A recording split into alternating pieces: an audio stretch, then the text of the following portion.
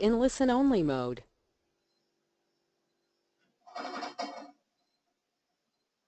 ॐ भद्रं कर्णेभिः शृणुयाम देवाः भद्रं पश्येमाक्षभिर्यजत्राः स्थिरैरङ्गैस्तुष्टुवागुंसस्तनूभिः व्यशेम देवहितं यदायुः स्वस्ति न इन्द्रो वृद्धश्रवाः स्वस्ति न पूषा विश्ववेदाः स्वस्ति नस्तार्क्ष्यो अरिष्टनेमिः स्वस्ति नो बृहस्पतिर्दधातु ॐ शान्ति शान्ति शान्तिः.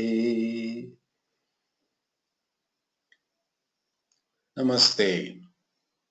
In this session we are going to treat the topic, the real meaning of strength, an Upanishadic point of view. The Upanishads primarily deal with the highest awakening, waking up to our true nature, through which liberation while we are still in the body is possible. I use the adverb primarily. They do talk about other levels of human excellence secondarily. They do talk about various stages of development of human personality. If you read the Chandogya Upanishad, the 7th chapter, Sanat Kumara shows to Narada some 28 or even 30 various levels of deeper and deeper accomplishment, greater and greater achievement in human life. Interestingly, the theme we are considering in this session of the webinar, strength, for which the Sanskrit word is bala, sometimes you call it balam, but the basic word is bala. Bala is strength.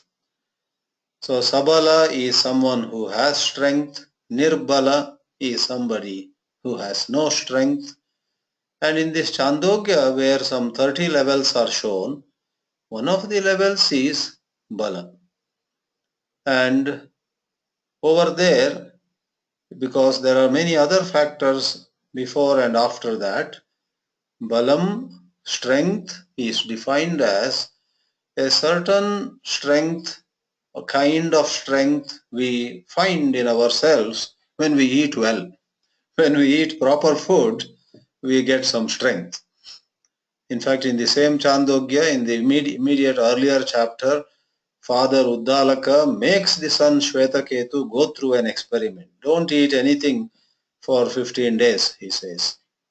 And when Shvetaketu does not eat any food, and father asks him, come on, tell me some Veda mantras, the boy is unable to remember anything.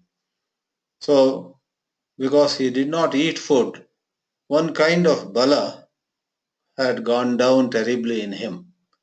Accordingly, where Sanat Kumara mentions bala, strength, Adi Shankara gives the meaning anna upayoga janitam manasi vijneye pratibhana samarthyam. In our mind, there is generally an ability to remember varieties of things that we have studied, learned, practiced, and so on. Manasi pratibhana samarthyam, the ability to recall, the ability to remember, and in the context proper, to remember Veda mantras, to remember some spiritual teaching. And that balam is followed by annam, right food. Therefore, students of Upanishads also would do well to take right food. Because you have studied a couple of Upanishads, please do not neglect diet. Eat right food which has the right balance of protein and carbohydrate and other ingredients. It should be nutritious, it should be nourishing. However, in this session we are going to treat the word balam, that is strength, mainly drawing from another Upanishad, Mundaka Upanishad of Atharva Veda. Chandogya is from Samaveda. The mantra, Shanti mantra for Chandogya or for most Upanishads, if not all of Samaveda, is Apyayantu Mamangani. May my limbs grow strong. See, there is a prayer for strength in the Prarthana, invocation of Chandogya Upanishad and Samaveda. But we are going to treat especially a particular line or deal with a particular line in Mundaka, which is from Atharva, and Atharva Veda also has a Shanti mantra. Interestingly, that also calls for or prays for, asks for great strength. Bhadram karne vishnuyama devaha. Everybody knows this mantra. Bhadram pashyema akshabir yajatraha. Then the third part is Sthiraihi angai. May our limbs be firm and strong and very capable of hearing and grasping, and if there is some exercise to be done, of doing that exercise. Theoretically and practically, you and I have to master the spiritual science. We should not stay content with bits and pieces. Then we become only lip Vedantins. We talk the highest when our belly is full over a cup of coffee. We might talk very great stuff. But in real challenging circumstances, we do not respond with strength.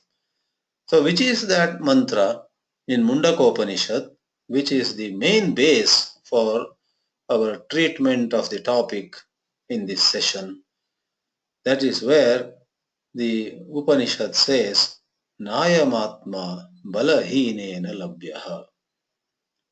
Bala, strength, is ordinarily necessary to defeat opponents or to protect ourselves against those who attack us, and very many times the context is physical insecurity.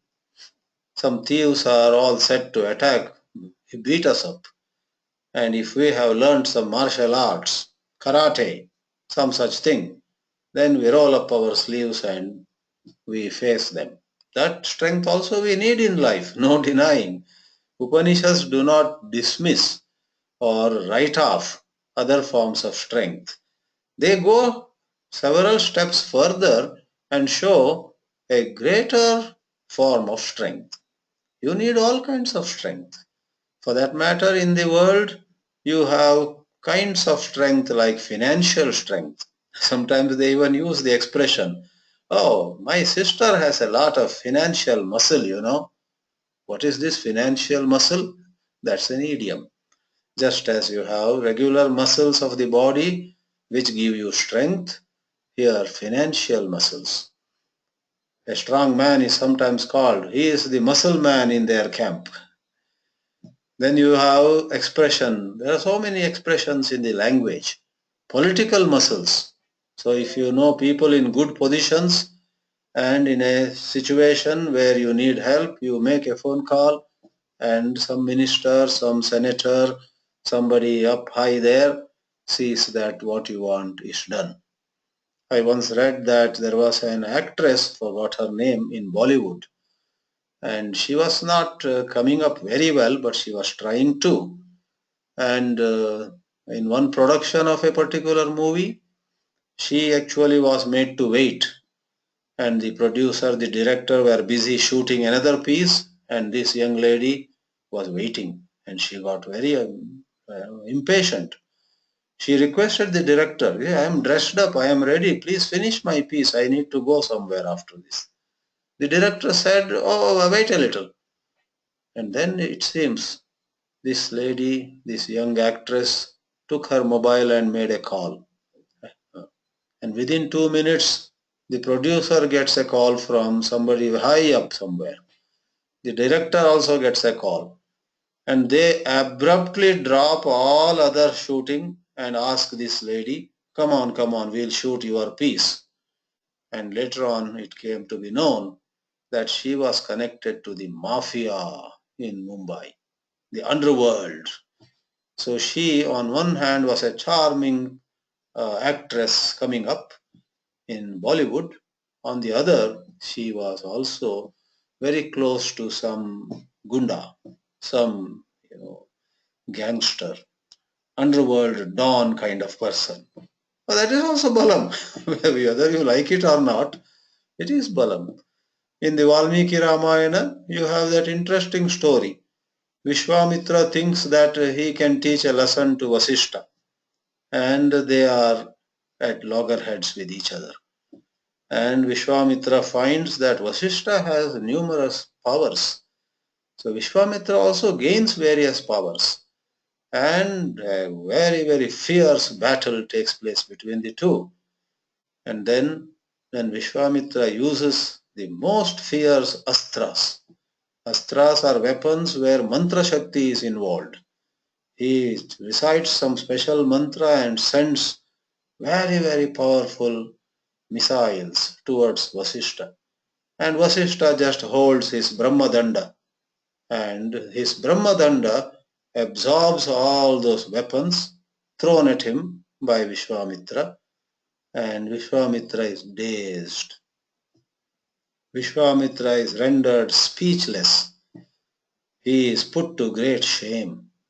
And if I remember right, I did not refer to Valmiki Ramayana today, but out of old memory, there is some sentence there. Dik Kshatra Bhalam. I am fed up and I don't anymore like the power that is with the Kshatriyas. Brahma Balam is the greatest. Brahma Balam Balam. Brahma Balam, that is of a Brahmarshi. Brahmin or anybody, the connection is with a certain higher spiritual wisdom, Brahmic wisdom, Brahmajnana. Vasishta apparently had gone way ahead spiritually, not physically, but spiritually he was way up. Therefore his Brahmadanda was able to absorb all the missiles that Vishwamitra had sent. So there is the mention of Brahma Balam, the strength that you and I may gain when we rise not just in scholarship, reciting or chanting or bamboozling X or Y with our wordy verbal knowledge, but deep insight, deep understanding, and that requires a whole lot of groundwork. So, Brahmalam. And before I enter the important mantra, one quick reference to Bhagavad Gita. In the 7th chapter of Bhagavad Gita, Lord Krishna says, Balam balavatam chaham kama raga vivarjitam. In a way, Sri Krishna also points to a higher form of bala. When you have desire, that is selfish desire obviously, and when you have personal attachments, that is again selfish attachments, spirituality is never against your noble desires and some well conceived desires. You are actually pursuing your swadharma. You want to excel somewhere, or you want to help somebody, or you want to help yourself as per the Adhyatma Vidya. There is no adharma, there is nothing wrong, let us say, in your pursuing something, then spirituality is not against. Therefore, Sri Krishna makes a very, very important statement. I am the strength in those who are strong. Then he adds an expression as adjective. Kama Raga Vivarjitam. Very inspiring indeed. You and I need to look within and ask, do we have Kama and Raga? When we show force, when we show power, when we ask somebody, do this otherwise and browbeat him, are we doing it with pure love, with true sense of dharma, or the ego in us, the I, me and my have overtaken us? That is to be examined. Balam balavatam chaham kama raga vivarjitam. I am the strength, O Arjuna, in those who have strength, but I am that strength which is free from self-will, which is pure, which is noble, which is centered in truth, not in some fancy, some imagination, some confusion, some delusion. Many a time, our strength stands on the foundation of really something vulgar or something violent, something very unhealthy. The power that Hitler showed did not have a noble foundation that was full of kama and raga. The power that saints and sages show, Martin Luther King Jr. or Mahatma Gandhi, Nelson Mandela, or I don't have to give examples of non-violent people only. Some people who even are violent, they exercise force. Subhash Chandra Bose in India, freedom fighter. There also, it was not for himself, it was for a higher good, and he was true to himself. Let all the high philosophers say anything.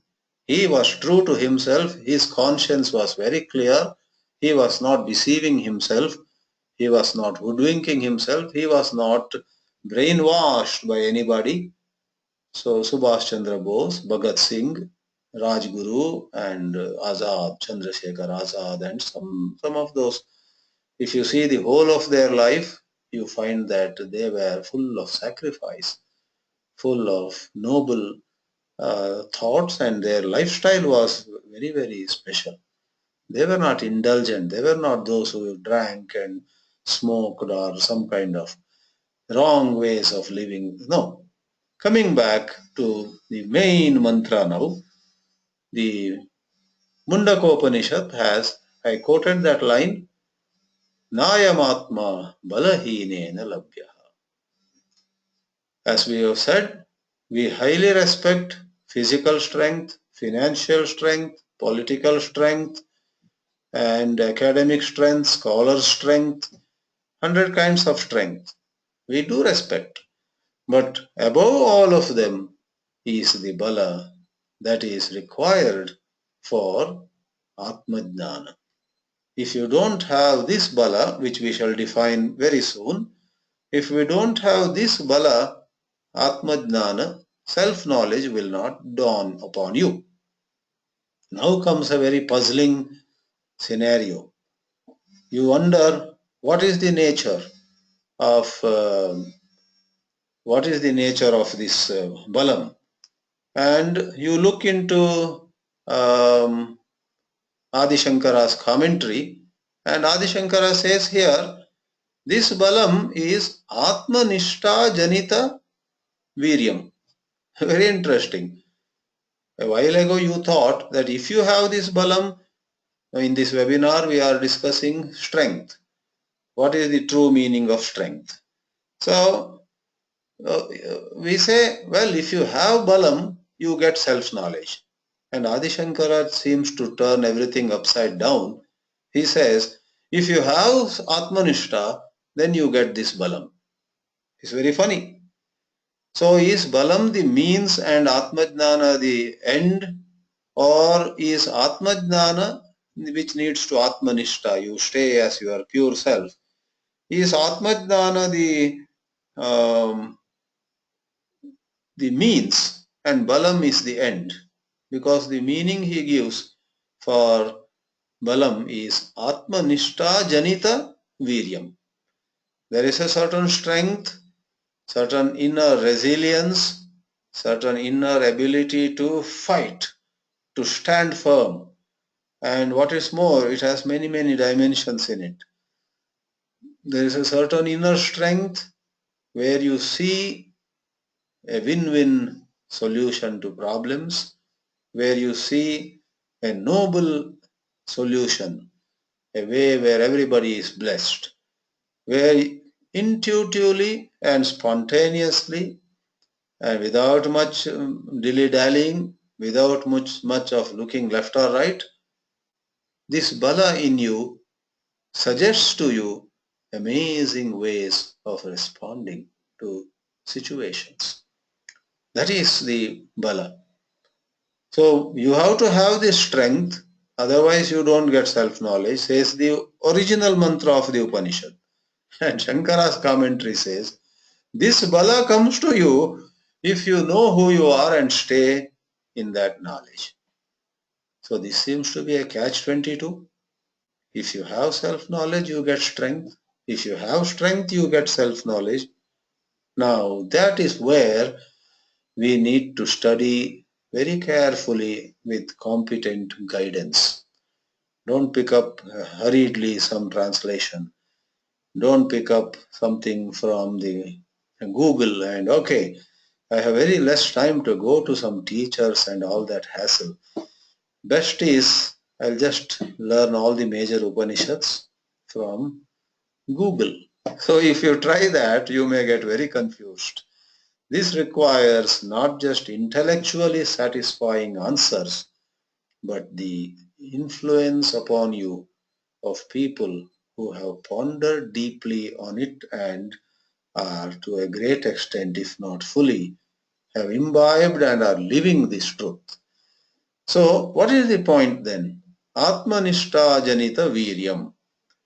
The word Atma, of course, means the self, and Atmanishta, of course, at places means staying firmly in the pure self.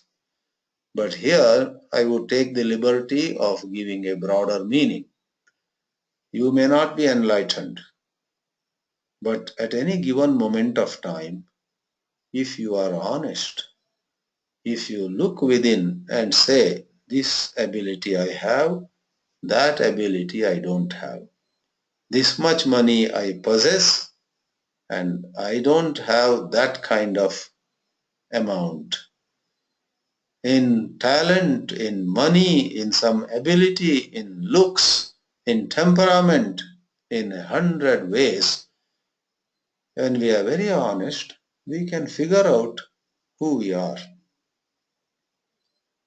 what we are, what our actual abilities are, even emotionally, how loving I am and how otherwise I am, or even receiving love, how good I am in receiving, or how I may have some limitations at this moment. Sometimes even a teacher overestimates himself and takes a lot of students and is unable to teach such a large number. Then he might have made that mistake unknowingly, then it's not bad. But sometimes a man makes a mistake knowingly. Why would a man make a mistake knowingly? Knowing he has no capacity to handle 100 students, he invites 100 students in whatever setting, spiritual or otherwise, because of some glitter and glamour, because of some material rewards, because his image will improve in the town, whatever, because of, as we call, abhimana, some pride, some false prestige, and so on and so forth. Hardly any of us finds it easy to avoid these temptations. Somewhere or the other, the human mind fancies some image, and in order to fit into that image, one loses one's honesty. Therefore, Adi Shankara's comment, Atmanishta janita viryam balam yadi tad balam asti ātmā labhyate anyata na labhyah na ayam ātmā bala-heenena labhyah. Bala-heenena ātmā na labhyah. That is the prose order. By somebody who has no strength, forget it. This self-knowledge will never happen. So, not physical strength, not financial and all those things, not even what Chandogya Upanishad had referred to, because the context there was pratibhana samarthyam, the ability to remember mantras. Because of ill health or lack of good food or some other thing, sometimes we are in such bad state. We cannot complete even a shloka. Half shloka, half verse we remember, That lack of strength to remember right thing at the right time is of on a certain level. But this Mundaka Upanishad talks of balam, and this perhaps goes well with what otherwise in the literature they call ātmā bala, inner strength. Forget ātmā jnana, that highest enlightenment. We'll look into it later. At a given moment, if you are honest. For example, in the Upanishads, you have that Satyakama Jabali. When his guru asks him, "What is your gotra?" he openly says, "Sir, I don't know my gotra. My mother said to me when I asked her that she also doesn't know who my father is. So for sir, forgive me. All I can tell you is I am Satyakama. I am the son of Jabala. Jabalayaha apatyam asmi aham Satyakamosmi." This is all I know. There is Bala there. That strength. Big professors sometimes don't have this strength. Even judges in high courts don't have this strength. Even director generals of police or in a long list, they don't have sometimes this strength. They've come under temptations. And though they know the truth is something else, they say, like in some floor test in the parliament and so on, the chief minister or sometimes even a prime minister says, "I have majority support. I will prove it tomorrow." His heart knows he has lost his majority. And sometimes in a very shameful way, next day when the floor test is conducted, he loses. He doesn't have the majority. He knew it, but out of fear of losing his face, he said, "Oh, I have my majority of members of parliament are with me," like that. So, Atmanishta Janita. Finally, I will take a few more minutes and bring this to a practical sadhana level. It immensely will help all of us, no matter how many mistakes we have made, no matter how messed up our life has been till half an hour ago. We can start now. Let us not give undue importance to mere scholarship. Though studying the scriptures is involved in this, it is what reminds us. Shastra actually gives us pointers to regain our strength. So, but if we should not just say, I'm reading Shastra. I'm reading every day so much, and I have written books also, I have taught also, and all that. That is not important. Do keep in touch with Shastra, Swadhyayat ma pramadaha, but open your eyes. Be extra alert. Accept yourself as you are. Don't live a hypocritical life. Put an end to hypocrisy here and now. Towards that, save your energy. Towards that, take those small steps. As they say, small victories lead to big victories. Do a few small things regularly. Even if it is 15 minutes of something, maybe meditation every morning. Try to do it regularly at the same time. Then you find that is the test. Test of the pudding is in its eating. So when you find, don't fill in an excessive manner whole day with many things to do. Do one or two things and do it for 21 days as the law goes. Then you find where you stand. So in our day-to-day life, if we spruce up the way we live and if we avoid all kinds of self-contradictory behavior, if you don't want to tell somebody something, say, well, I cannot tell you that. Don't tell a lie and mislead and confuse that person. So whether it is in speech or leave others, be honest to yourself, be true to yourself. Because a dialogue goes on between you and yourself, within you.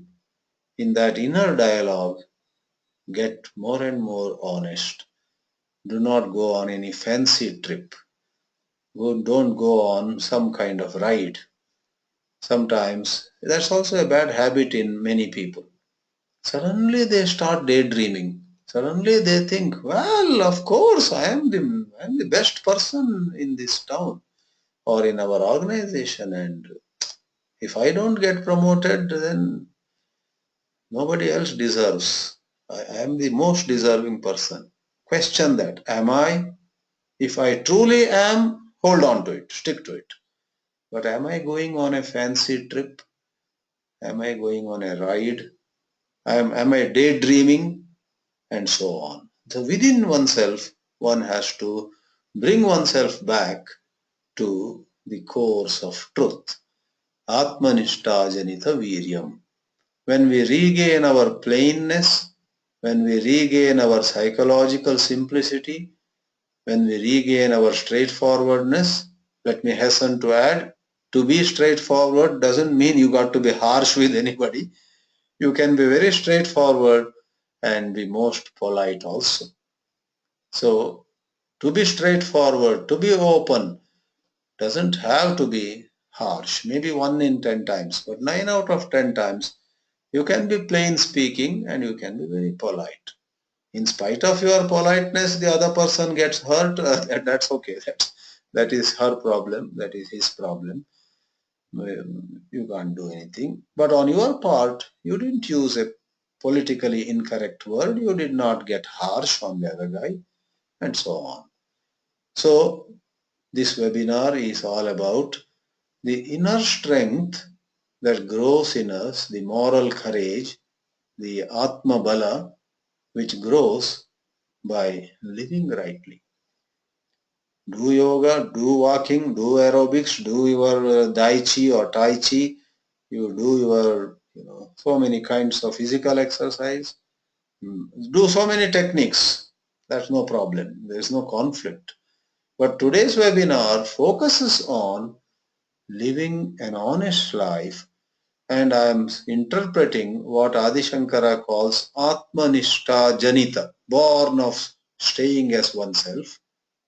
I am interpreting that expression, strength born of staying as oneself, as no other than being absolutely honest within oneself and in relationships. That generates a tremendous inner strength. Be true to your needs. If you really feel you need 8 hours of sleep, sleep 8 hours. Don't sleep 8 hours but tell the whole neighborhood I sleep only 5 hours. Sleep 8 hours and tell people somehow I need 8 hours. So I am trying to use the other 16 hours very wisely. I'm not able to bring my sleep down. Same way, you need some amount of money. You need some dress. You need some standard of living. Go ahead. Live like that. People like J. Krishnamurti, questioned the traditional view of simplicity. Somebody asked him, your schools are rather elitist. And Krishnamurti, without batting an eyelid, asked that person, what is wrong in being elitist? What is wrong if my school serves the little richer class? Don't they also need help? And so on. Because some people have a narrow view. A Mahatma should not wear good dress and so on. You see, the physical simplicity, living with just 2 sets of clothes, or throwing school open to everybody, all kinds of poor people, and giving education to 2,000 children in a school. Well, that has its role to play. But if someone like J. Krishnamurti runs a school which appears as rather exclusive, just to 300 children and 100 acres for them, and comparatively higher fees and this and that, it is not fair or proper to find fault with them on that ground. Look at the education being imparted. If those 300 children who might be from a most of them, not all, most of them, let's say, are from some elite background, are freed from prejudice, racial prejudice, communal prejudice. If they are freed from the inner ambition where I will be above everybody else, others should hear me, dominating nature, etc. If they pick up to an extent some gentleness, some sensitivity, some holistic perspective, some love of nature, if they find peace in their heart, it can be a great gift to the whole society. In the name of, oh, our school serves the poor, if it becomes a chaotic affair, then what's the use? So be true to yourself. If you feel that you should have a Mercedes or you should live in a beautiful bungalow, very expensive bungalow, go for it, sir. No problem. Upanishads don't say. Rather, when you are true to yourself and in dharmic ways, you acquire what you find necessary, what you feel necessary, and being honest, you live in that kind of house, go in that kind of car, but you don't look down at that should be clarified. You don't look down at people who have a less expensive home. Uh, you don't have anything negative against anybody, but you personally are more comfortable because of some background with a certain, let's say, luxurious way of living. Upanishads have all their blessings on you because they are concerned. Let me end with this. They are concerned with the psychological simplicity, not the outer simplicity, not the outer show. Along with psychological simplicity, if somebody is physically also very simple, takes only one meal and has only 4 pairs of dress, God bless him. That's fine. That's fine. But that need not be overemphasized. What needs to be emphasized is ātmanishta, being true to yourself, hating nobody, pursuing your own genuine needs, physical or emotional, in the framework of dharma, which also is a matter of a lot of thinking, reflection, no fooling others or no fooling oneself. So therefore, I conclude saying Upanishads point to a certain strength that rises in us following a whole lot of self-examination and living honestly. Om Shanti, Shanti, Shanti. Please feel free to comment or raise questions.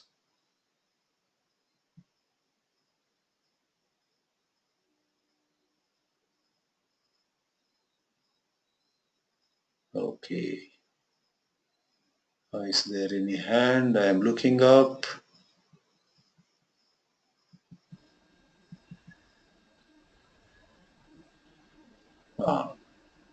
Krish is asking a question. Yes, Krish, I unmute his microphone. Yes, Radha Krishna. Hari Om Swamiji. Hari Om. I appreciate the perspectives you presented. I understand them intellectually. Just a thought, a discussion point again, not a question. Physical simplicity is an aid to mental simplicity.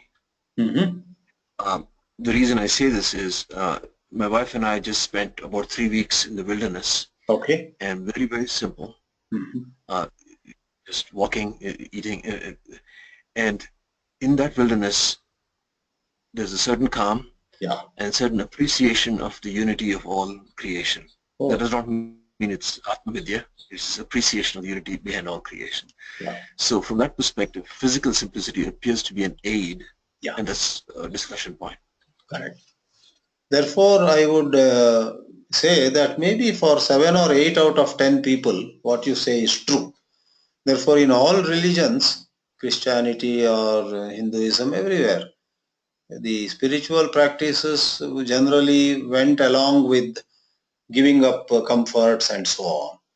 But if you look at the science of spirituality, you find that there may be 2 or 3 out of 10 for whom it may not work.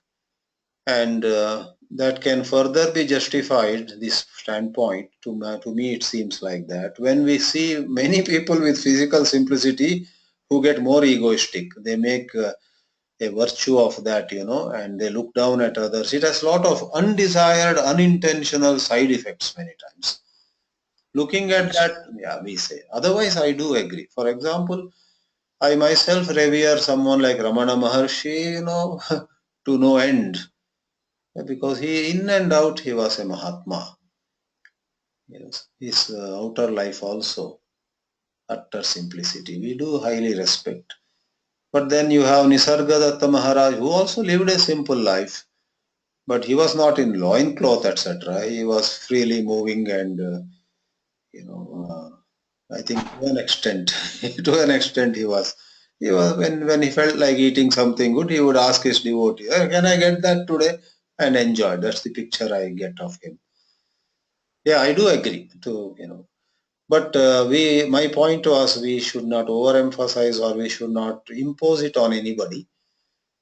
If it comes from within, somebody feels this is enough. I don't want to complicate my life with too many possessions. Somebody once, himself or herself decides, like you and your wife voluntarily went there, then it does wonders, I guess. But if it is made a rule from the ashram or from your community, some organization, which imposes on you, then it can lead to some side effects, though it is not intended. Yeah. So I want to overemphasize that point. But perhaps you agree that of the two, psychological simplicity is more important. You also physical simplicity helps or aids. I fully agree. Yeah. In Yoga Shastra also you have that aparigraha as a value in yama and niyama. Of course, all traditions make room or give some importance. So let's go to any other question.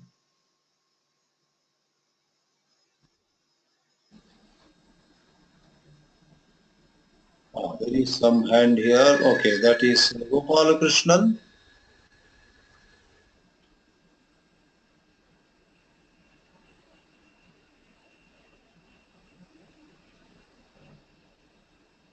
Can you speak, Gopalakrishnan? Yes, Hari Om Swamiji. Yes, Hari Om, Hari Om. You mentioned that there's a dialogue going on between you and your mind. Yeah. And in this dialogue, honestly, you have some defects, spiritual defects in you to feel. And just by communicating this to the higher, it doesn't remove that. Is there something more than honesty to get it removed? Well, that is where Yoga Shastra comes in a very scientific and practical way. Sometimes we have such vasanas too strong, and they are also called mala, dirt in our mind. And I think in Yoga Shastra it is sometimes called kashaya, and so there are many words which say it is also as though some dirt has accumulated in us. So if I understood your question right, by merely observing and by trying to persuade our mind, hey, don't do this, this is not rooted in truth, don't go on a fancy trip, it's not listening. That is when we need to go for some techniques. So pranayama, yoga, or maybe some intense prayers, whatever works best for us, or serving some people. Go and So, Swamiji, my question is that honestly, I don't want to remove it. I just admit that there is something in me and I am not able to do anything. Is there something beyond honesty to get it removed? Is there something beyond honesty to not by trying by mind? I don't want to get it removed by mental efforts or whatever efforts are there. Okay. Yes. Just by being honest. Is that something beyond honesty where I want to get it removed? Or is it only, can be done only through mental or other efforts? But why do you say beyond honesty? Did somebody tell you that by honesty it can go? That is what I want. That's my question. Just by honesty can it go? I want to know. By mere honesty. Will it go? You see, when we are really honest, then that honesty opens the door to what needs to be done. For example, suppose yesterday I spoke harshly to somebody. Today, honestly, when I introspect, I feel that I should not have spoken like that to that man. And in that honest moment, an inner suggestion comes to me. Pick up the phone and speak to him, and the least you could do is to say sorry. See, the honesty showed a way. Or I was trying to meditate and felt feeling very sleepy. Then my honest self-introspection shows that it is because yesterday I talked too much or I slept too late. Somewhere I messed up my day. Now, an honest understanding of how my meditation today was so poor opens the door. Today I will not talk too much. Today I will not mess up my day. Therefore, honesty by itself doesn't change our mind, but it opens the door. It shows what needs to be done, what can be done. Like I said, I think in my talk, whatever has happened till even half an hour ago, forget it. Now can we live in a better way? And honesty can open the door for better ways of living hour by hour, day by day. So do you understand by that just by being honest? The other voice which is observing the mind will give you inputs to do what is to be done? Yes, by observing the mind, because you have all the intelligence hidden in you. If you can create an atmosphere of gentle observation, fantastic insights come in you. In fact, half of your problems will be gone right away. But many of us may not be capable of that kind of gentle self-observation. We have a noisy mind. Therefore, we need techniques to reduce the noise. Otherwise, the science is uncompromising. The science says that if one were to observe carefully, very gently, the whole of the mind's operation, that observing itself will remove many vulgarities, contradictions, and so on. But if it takes long time, you don't have the, do you have the patience to wait? Because sometimes it takes very long time, maybe, I don't know, births and births. Then you are helpless. Correct. We are anyhow helpless, sir. Anyhow, we are all helpless. Okay. Nobody can suddenly, rise above various limitations that we have. Therefore, I think on a practical note, at a given point of time, we have to make a combination, which again is, we should be true to ourselves. If I honestly believe that I need some pranayama, I need some yoga, just intellectual study is not enough, then I better go for it. I make room for it. I make my schedule like that. Nothing happens overnight. It's something related to your basic vasanas.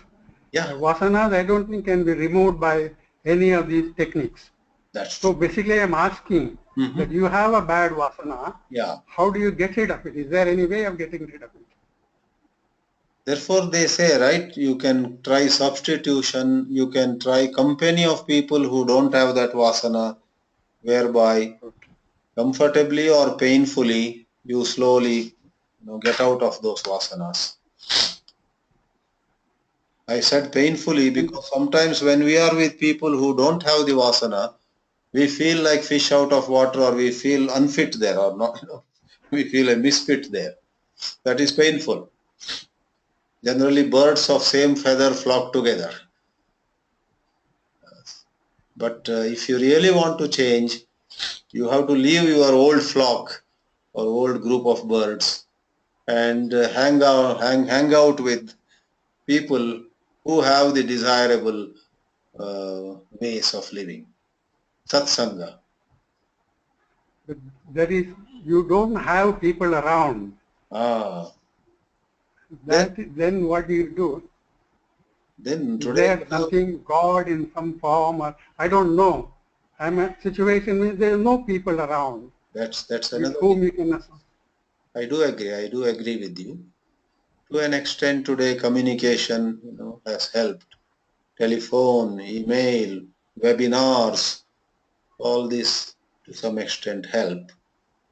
YouTube has such wonderful, so once you find whose message clicks well with you, appeals to you, you should make a conscious effort to spend more time with that teacher, that speaker, that writer, and so on. But I do sympathize with you. We are all in the same boat. Many times we feel so lost because vasanas are so powerful. It's like I'm very hungry and I get 2 chapatis, which only increases my misery. Yes, true. Let's see. Any last question? Welcome. No, I think there is some text. Yes, there is some text by Vijay Lakshmi. Let me read out that question. Is there a connection between our consumption of food and our vasanas? I do believe there is. And in Chandogya there is a mantra, Ahara Shuddhau Sattva Shuddhihi. If your food is pure, your mind becomes pure. Oh, yeah, I think it's a text question. I don't have to unmute. Okay. So I'm sure the questioner and all others are also hearing. There does exist a connection between the food we eat and the purity of our mind. Vasanas becoming weaker or stronger. So first thing we can do is, we don't know what is the sattvic food. We can begin with the moderation in quantity. So Ramana Maharshi used to say, sattvic food in moderate quantity is one of the best rules in spiritual life. Therefore, if not nature of food, you don't know which one. Though that's not very difficult, it is said too spicy, too oily, or stale food, etc. should be avoided. Food should be fresh, hot, and moderate in oil, moderate in spice, and so on. But if we are very used to one kind of food and suddenly we cannot change, like many of us cannot give up even coffee or tea, that's fine. Then go for moderation. Drink coffee, but just 2 cups a day. Drink tea, just 2 cups a day or something like that. Don't overeat or overdrink. Then your mind will gain a degree of balance. This has been endorsed by a number of Mahatma's teachers. Just look up once more whether any last question is there. There doesn't seem to be. Yes, Swami, there are no questions. So, therefore, I think let us thank technology. Today it did not give us any trouble. And yes, next Sunday we have Satyanarayana from California presenting the webinar. I also will attend that. All right. Namaste. Good night for many and good day to others. Om Namo Narayana. Pranam Swamiji, Hari Om.